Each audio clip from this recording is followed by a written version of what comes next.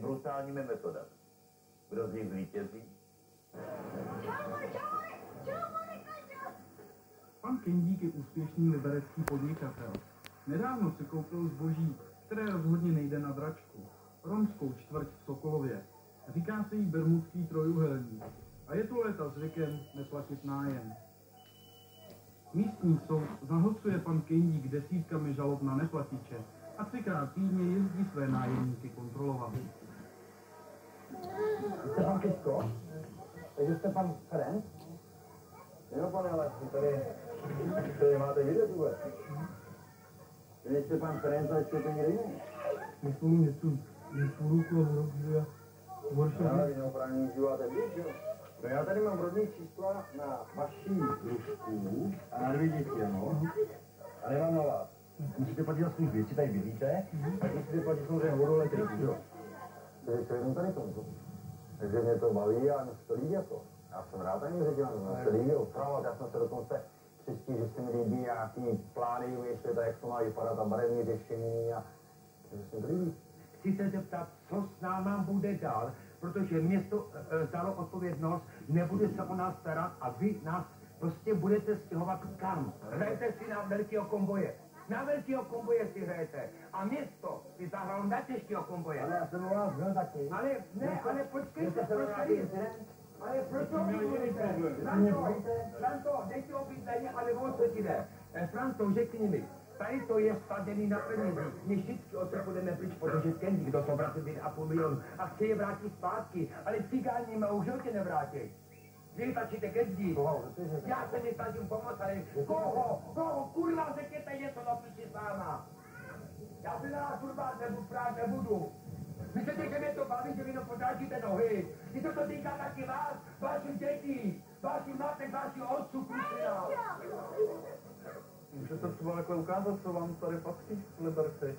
Tak ono to je špatně vidět, ale vlastně tímhle směrem ještě, dneska je zataženo moc nevidíte, ale Františkovský sídliště, tam řádově vlastníme 400 bytů, pak kousek doleva tam je ten krepek, co vám ukazoval, to znamená ta stavba s těma půdněma vestanovama, ale máme samozřejmě tady pod náma, jsou taky byty, na druhé straně města máme to víceméně takový rádius, kde je dobrá dopravní obslužnost, tak kde lidi rádi bydlejí. To je vlastně takový první asi, který prodali ty byty soukromému majiteli, proč se to udělali? U nás jsou zákony, že on prostě běží na nájemném a chce si město, jestli bude dělat, co chce a bude dlužit. A nejenom, že dluží, ale tyto byty zvlastuje. A město je přece jenom subjekt, který v podstatě je mu velmi těžce se dělá, aby prostě jedná s lidmi, i když jsou neslušní, prostě tvrdě. Tak město to prostě neumělo vyřešit. A co když se vám tady objeví na ulici 50 rodin, který budou prostě bez bytu?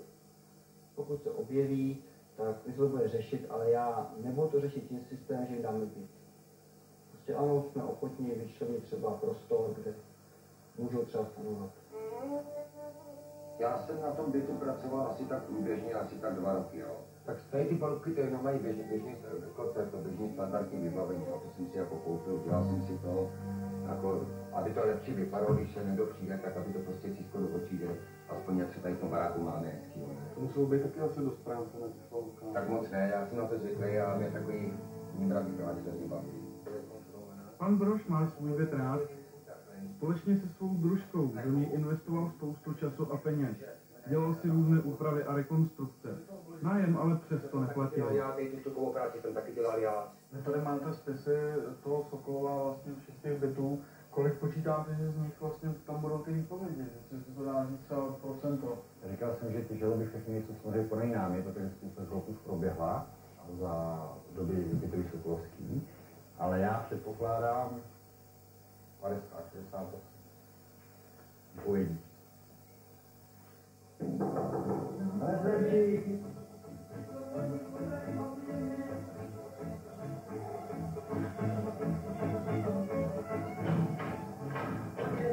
Říkáte, pojďte dál, jo, dobrý den.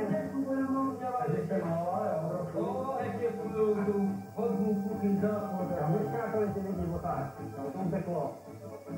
Ne, to jsou jenom moje děti tady. Oni lezou oknem. Koukali na okno. Babička počkat, tady ještě jedinou to chtěla. Ne, ještě jako ten grál má dostat větší klíky. Nejde vás. Nemáte někdy na náhodou. Ne, pak byste si víte. Já si že je hupete. Ne, jdi tady. Tady Může pořádně chodit a nejenom pryč. Ne, tady je jako sousedka. Ty tady bavíš tady No, říkám, že vy máte byty, vy jste kupoval ty byty, šerty. A tady máte volný 2-1, a víc nás je 8 lidí. A tady je 1-1. My nemůžeme jedný místnosti vadit, bydlet, jo. A já jako peníze beru to od, já bych se vám zaplatil za ty nájemka. No já vám zabere 5 000, já beru 3 000, klub bere blousku, tvoj klub bere blousku. Já to chci vystěhovat, ale chtějí vlastně 2 byty. Za to já ten jeden. A to vy můžete dát. No, to my můžeme, ale nedám. Jestli budete dobře počítat, jo, tak průměrný nájem 2 500 měsíčně. On prohlásil, že za 7 let se mu vrátí jednou nebo 2krát tolik. Samozřejmě se mu to vrátí, když ty byty bude prodávat. A bude prodávat takovým lidem, který na to skutečně budou mít, protože tady to chce udělat do dobrý baráky, to udělat to jedničky, etážový topení a prostě já nevím, co všechno, udělat novou fasádu, ale Romové by to zkusili zdevastovat, proto tady Romové nemůžou být, jo? A Romové odsud prostě pomalinku si budou pryč a bude to vlastně dodát víc, tam bude bydlet. Já vás zdravím, pane Brož. Tak. No, můžeme jít dál. Už jste si přál, jestli šel na kontrolu k vám, tak už jdu. Prosím, ale já už se vás pochválím a to tady hezký. Škoda, že furt tak nadáváte, a máte hezký. No, taky mi to stalo českou dřínou hodně peněz a hodně potu a hodně na úsilí, jo? No tak to máte hezký bydlení. No, hezký bydlení, a vy mi ho za chvilku seberete, ne? Elektro máte? Ne, nemáme, cítíme na pličku. Plyn máme. máte zemí nebo propamuta? Zemí, prostě máte tady všude zemí. Chci tady být napsáno, já jako na tom trvám. Pane Brož, já vám chci říct, když se s vámi něco stane, tak si představte, že můžete přijít užívat si právě na tohle malé. Jo, ale vy ho životě nedáte. Pane Kendík, ale to je ze zákon, to ne já, to je zákon. Pane Kendík, já znám zákon, že něco platí. Uživatel? Tak to jsou chodě. Počkejte. A něco majitel. A musíte mi ten čas. Protože já si neutíkejte. Protože já za váma budu dělat černý stín. A budu vás takhle pro nás to nevím, jestli vás to mohlo to stačit, ale... Počkejte, já možná do toho neberte taky do pěšky. Ale takhle, pane Kendík, bavíme se o něčem. To je jako podstatnou věc, jo? Ale když chcete slyšet odpověď, Já se než nedopadne, kurva do píču, už nenesete. Ne, má to cenu. Já chci odpovědět. Kendíku, já chci odpovědět. Počkejte, já chci odpovědět. Kendíku, já chci odpovědět. Kendíku, já chci odpovědět. Já jsem pan Kendík pro vás. Taky mi nech domluvit do prdele. Já se tě ptám na důležitou otázku. Ty ani nevíš, co to je, člověče. Já si moci nebo přišel, jestli tam přišel. Ačkoliv se to nezdá, pan Brož je už dnes řádným nájemníkem. Nejenže nájem platí, ale postupně splácí i dluhy. Pochopil pozdě, ale polepšil se. Chtěl by dostat šanci. Pan Kendík, než to koupil, prohlásil, že všem lidem dá novou šanci, aby mohli dál bydlet, dál existovat. A on za 2 měsíce dal spoustu návrhů na soudní listování. I takovým lidem, kteří platí.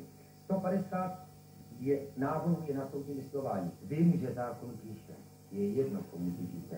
Ale jestliže pan Kendík prohlásí, že nám dá šanci, aby jsme žili a dýchali svobodně, tak si myslím, že tento, co udělal, je největší zprostěná, kterou udělal. A pak se nedivte, že jsem takový, jaký jsem. Pane Kendíku, co teda bude s těma bytama? Budete je vystěhovávat ty lidi? Ale to je, proto jsme to zažalovali, protože zažalovali. Samozřejmě se tam zní rituál. Už to nebude tak, že byťáky všechno dělá a nikdy neplatí a bude to obráceně. Oni budou platit a teprve, když budou platit, tak samozřejmě budeme diskutovat o tom, co budeme dělat. Už několik dní po hádce přijel právník pana Kendíka předat družce pana Brože klíče od náhradního bytu. Mohli byste prosím vystoupit na chviličku? Mohli byste na chvilku vystoupit? Ale dobrý, ale já jsem její druh, no. Já jsem její manžel. Jak se jmenuje, kdo to vůbec je? Tak si ji představ si, prosím, a já nevím, kdo jste. Dále, neukazuj to. Natáčíte to. Můžu, paní tajemnice? Děkuju. já vás prostě důrazně žádám o to, co se se mnou stane jako a dalšíma lidma, kteří mají jenom vztah mezi druh a družkou. Co se s nima stane? Takže nás kopete. Někdo vystěhuje právně v pořádku na ulici, tak my se u vás nemáme povinnost postarat. Nemáte. Nemáme. Takže dáváte normálně ruce pryč. Prohlašuji. Kategoricky to prohlášujeme.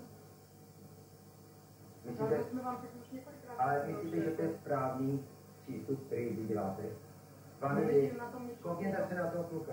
Mám ještě jednoho malého. Myslíte, že jim to vysvětlíme? Zkuste mu vysvětlit, že se musí vystěhovat a že potom za pár týdnů nebo měsíců bude muset jít pryč. A zatím vaše dítě řádně bydlí, dostává od státu příspěvky, státní podporu, dostává rodičovské 512 korun. Vaše paní bere sociální dávku, vy berete invalidní důchod, ať jste nikdy Ale my spolu nežijeme, Takže koukejte nám známo. I vám nám. spolu nepracujete, když se vám to hodí, to voláme pořádku. Taky zavolejte, já bych se to hodně sám. Zavolejte, protože já neopustím takhle. No, já se budu, já neopustím. Ne, já ji opustím. A končím. Dokažte, co umíte. Ukažte to. Ukažte to. Ne, já jsem totiž... O čem víc s vámi je? Já ještě mám o čem mluvit. Já se vás tam taky člověka. Musíte. Já teda mimo ohlášení je dneska úřední den, nejste tady sám občan, teda tak prosím vás, jestliže chcete jednat o bydlení, obraťte se na inženýra Dvořáka. A vy jste tady proč, prosím vás? Vy jste tady proč? No například jste mi vyrušil, když jsem jedla, protože jsem neměla čas to ještě nejde. Když to nebudu chtít vystěhovat, tak jsem pošel tady policii, aby vyhodila. To je exekuční oddělení na to. A má to na tom zlůvek. No na to já nepotřebuji, to já nedělám. To dělají ty policisti a exekuční oddělení, to jsou zvýžený a to jsou placený. No ale vy jste ten, který je v podstatě navrhnul, aby byli vystěhovaní. Ne, to je taková otázka trošku zvláštní. Já jsem ten, který by chtěl, aby se bylo právo pro všechny. Ale vlastně někdo musí se. Nedám ti tam nějaké, jaký to je, nepůjdeme zpátky, jo? Jo. Oni trošku tě vyšetří, nepůjdeme zpátky. Já vymohuji.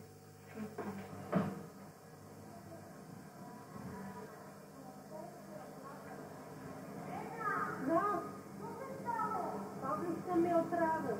To nekrečte. A já tady prášky vzal. Na psychiku, víš, Pavel měl objednání od doktora. Ježiš. Keď ukáže zabijú kluka, ty sám si použiť, že zabijú. Můžete to odvysílat, já to za to vystížím. Keď zabijú kluka, zabijú. Teď hlavně, co mě tady zajímá docela, protože tady máme nové skutečnosti, mám tady s tím účtárny dalších čísla, takže 10 dalších nájemců zase porušují povinnosti, to znamená, my bychom potřebovali, abyste zpracovali žalobu a to urychleně, takže bychom za 4 už potřebovali mít připravený a podat to na soud dalších žalob, 10 žalob na neplacení. Zítra do 12 hodin by měli dostat k panu doktorovi podklady pro 10 žalob na Sokol, pro 10 nových žalob, aby je ve čtvrtek přivezli s sebou k soudu. Jo, připomeňte se děvčatům, takže v 12 hodin by to měli jít buď to odfaxovaný, nebo někdo od dneska a tak dále.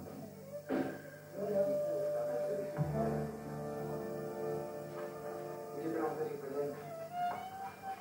Otevřít se.